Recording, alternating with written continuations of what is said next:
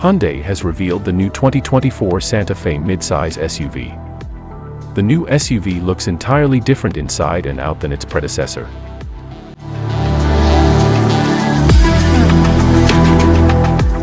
Hyundai Santa Fe replaces its curved lines with a new square look with straight edges. Modern headlights and taillights are also installed. It has a more robust exterior and 21-inch alloy wheels set in square wheel arches. A mark on the trunk door indicates that the Santa Fe will be offered with a 2.5-liter turbocharged 4-cylinder engine and all-wheel drive system. The interior looks much more sophisticated than before, with two 12.3-inch screens and two wireless charging panels on the center console. The new Santa Fe has a long wheelbase and wide trunk doors to offer owners plenty of cargo space.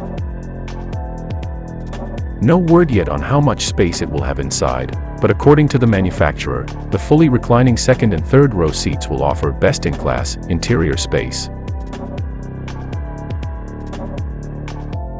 The full debut is scheduled for August, then we will know much more details.